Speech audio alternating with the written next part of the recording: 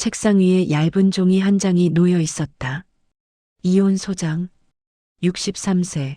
평생 전업주부였던 나는 지금 그 종이 위에 내 이름을 적으려 하고 있다. 남편이 퇴직한 지 딱 1년 되는 날, 나는 남편 대신 이혼 도장을 찍으려고 한다.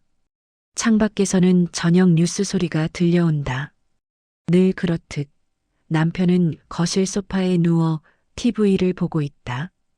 결혼식 날 그가 내 손을 꼭 잡고 속삭였다.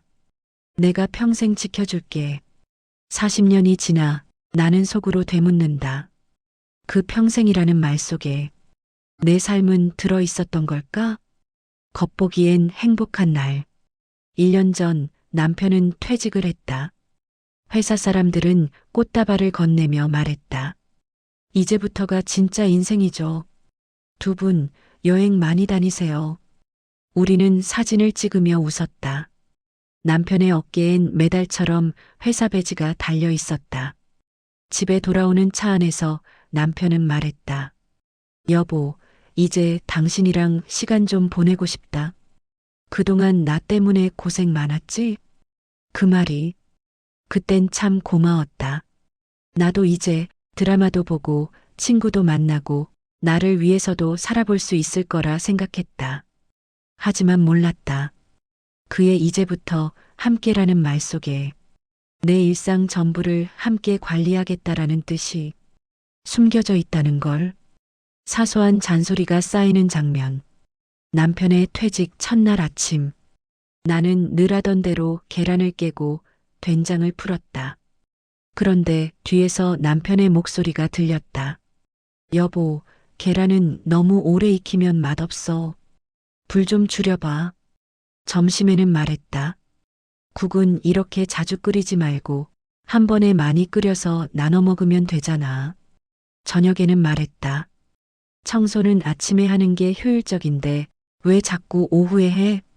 그의 말 하나하나는 회사에서 부하 직원에게 지적하듯 효율 방법 정답을 이야기하고 있었다. 나는 평생 이 집을 지켜온 사람인데 어느새 집에 상사가 한 명 더 생긴 느낌이었다. 이 집은 언제부터 내 일터가 아니라 내 성과를 평가받는 회사가 된 걸까? 스트레스로 인한 신체 변화. 어느 날부터인가 가슴이 두근거리고 숨이 찼다. 밤에 잠이 오지 않았다. 새벽까지 뒤척이다 겨우 눈을 감으면 아침엔 온몸이 쑤셨다. 병원에 가니 의사가 말했다. 큰 이상은 없습니다. 다만 스트레스가 꽤 심해 보이시네요. 집에 돌아왔더니 남편이 TV를 보며 물었다. 병원 뭐래? 별거 아니라 했지? 나는 애써 웃으며 말했다. 응, 그냥 피곤해서 그렇대. 사실은 알고 있었다. 내 몸이 피곤한 게 아니라 내 마음이 지쳐 있다는 것을. 남편은 퇴직했다. 하지만 나는 여전히 퇴직하지 못한 전업주부였다. 내 일터는 집이었고 이제 그 집은 하루 종일 내가 평가받는 공간이 되어 있었다. 어느 저녁 설거지를 하던 내 옆에서 남편이 또 말했다.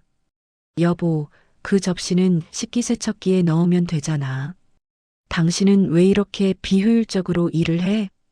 그 순간 손에 들고 있던 그릇이 멈췄다. 물소리도 TV 소리도 멀어졌다. 나는 천천히 그를 바라보며 말했다. 당신은 퇴직했지. 응, 했지. 그래서 이제 우리가. 근데 난 아직 퇴직 안 했어. 남편의 표정이 굳었다. 내 직장은 이 집이야. 40년 동안 나는 쉬어본 적이 없어. 당신이 출근했던 그 시간에 나는 이 집에서 하루도 빠짐없이 일했어. 눈물이 뺨을 타고 흘렀다. 근데 당신이 퇴직하고 집에 들어온 날부터 내 직장 상사가 한 명 더 생긴 거야. 내 하는 일에 점수 매기고 방식 지적하고 내 리듬을 전부 무시하는 상사. 남편은 아무 말도 하지 못했다. 그날 설거지하던 물이 식어가는 동안 우리 사이도 함께 식어가고 있었다. 며칠 동안 집안은 이상할 정도로 조용했다. 남편은 더 이상 잔소리를 하지 않았다. 대신 혼자 산책을 나가고 혼자 TV를 보고 혼자 방에 들어가 문을 닫았다. 그가 문득 이런 말을 했다. 나도 좀 막막하네. 회사에선 그래도 누가 날 찾아줬는데 집에서는 내가 어디 서 있어야 할지 모르겠어. 나는 그 말을 듣고도 쉽게 공감해주지 못했다. 당신이 막막한 만큼 나는 이미 너무 오래 막막했으니까. 그날 밤 나는 서랍을 열고 오래된 통장을 꺼냈다. 내 이름으로 된 적은 금액이지만 30년 동안 조금씩 모아둔 돈. 그 돈이 처음으로 나 혼자 설 수 있는 증명서처럼 느껴졌다. 시청자에게 던지는 질문. 현재 나는 다시 그 종이 앞에 앉아 있다. 이혼 소장. 볼펜을 쥔 손이 조금씩 떨린다. 남편이 싫어서만은 아니다.